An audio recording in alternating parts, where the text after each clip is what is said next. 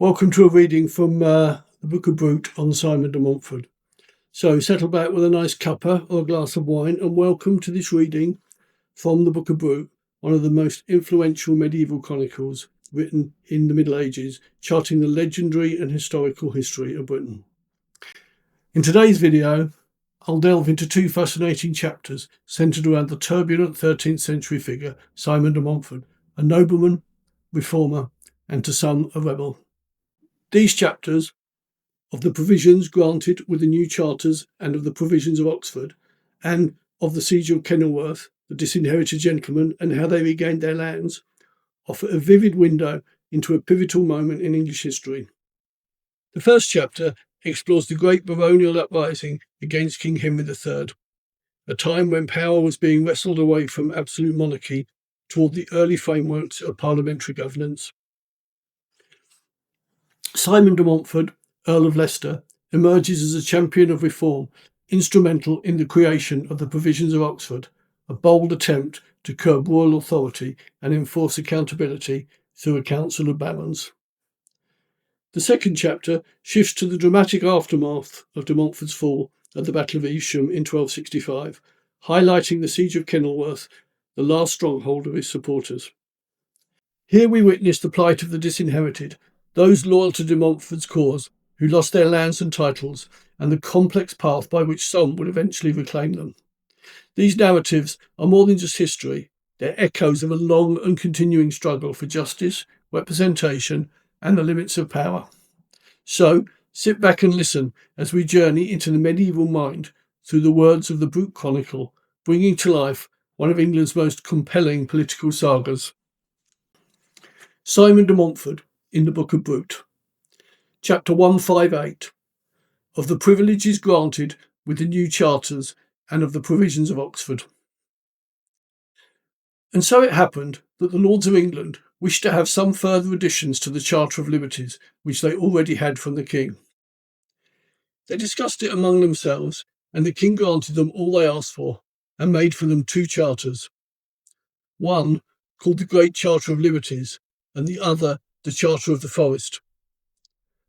For the granting of these charters, the bishops, earls, barons, and all the common people of England gave the king a large sum of silver.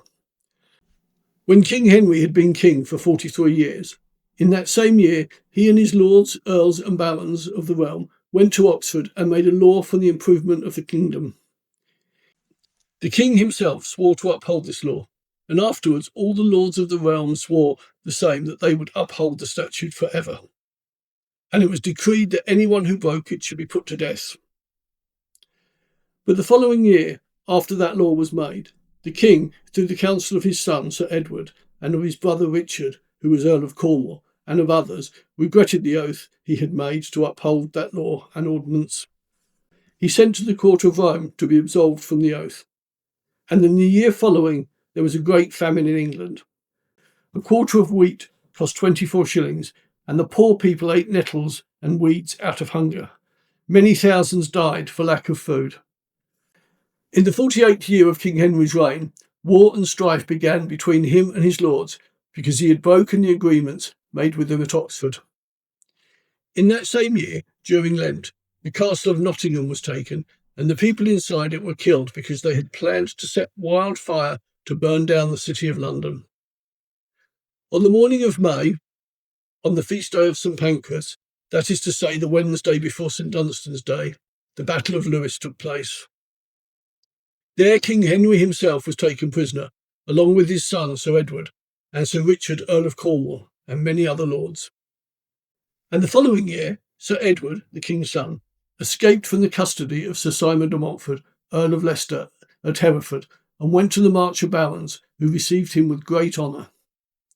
At the same time, Gilbert de Clare, Earl of Gloucester, who had also been under the custody of the said Simon, left him in great anger because Simon had said that Gilbert was a fool and gave him poor counsel.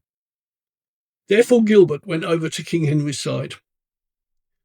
On the Saturday after mid-August, Sir Edward, the king's son, defeated Sir Simon de Montfort at Kenilworth.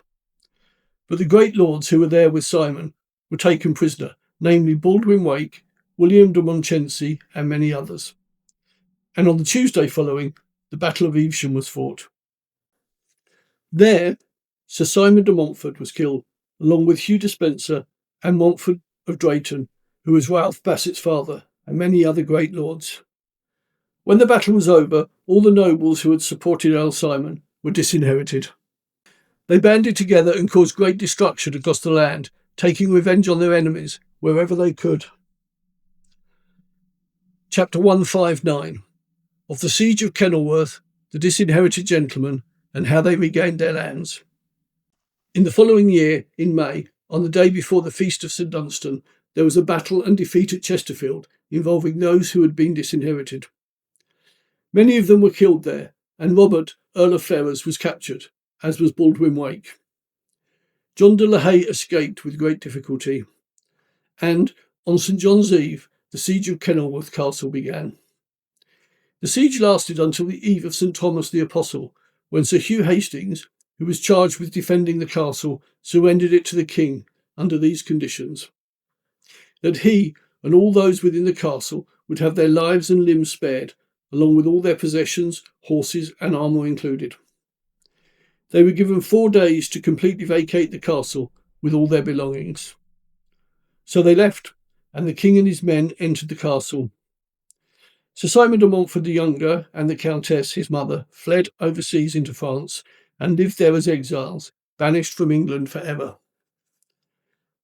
Soon after, the papal legate, Octoban, along with other great lords of England, the wisest in the land, decreed that all those who had opposed the king and had been disinherited should have their lands restored to them, but only after paying heavy fines as determined by the council. Thus they were reconciled with the king, and peace was proclaimed throughout all of England, and so the war came to an end.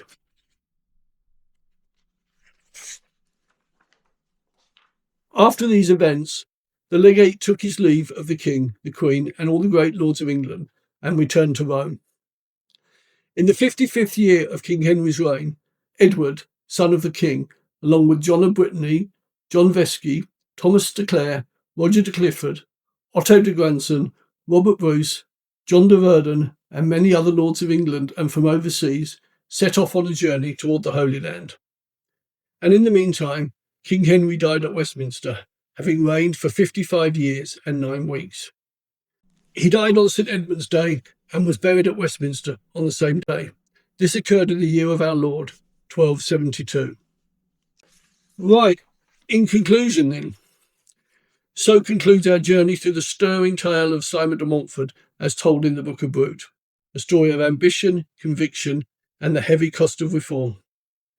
Through these chapters, we've seen the rise of a man who dared to challenge the divine authority of kings and the tragic fall that followed when ideals met the iron will of monarchy. Yet even in defeat, de Montfort's vision of governance by counsel and consent left a mark that time could not erase. The struggles of his followers, the disinherited, and their eventual reconciliation with the crown remind us that history often moves in cycles of conflict and compromise, destruction and renewal. From the thunder of battlefields to the quiet signing of charters, the Brut Chronicle captures not only the events of an age, but the birth pangs of a nation learning to balance power between ruler and ruled. So, as the echoes of Kenilworth and Evesham fade into legend, we're left with a legacy that shaped the path toward parliamentary government and the enduring idea that authority must be held to account. Thank you for joining me here at Medieval Chronicles in exploring this remarkable passage of medieval history. I'd love to hear what you think. Was Simon de Montfort a hero of reform or a rebel who went too far? What about King Henry and the disinherited? Villains, victims, or something in between? Share your thoughts in the comments below and let's keep the conversation going. Until next time, may your cup be full and your curiosity keener as we here at Medieval Chronicles continue uncovering the voices of the past through the pages of the Brut and other contemporary documents.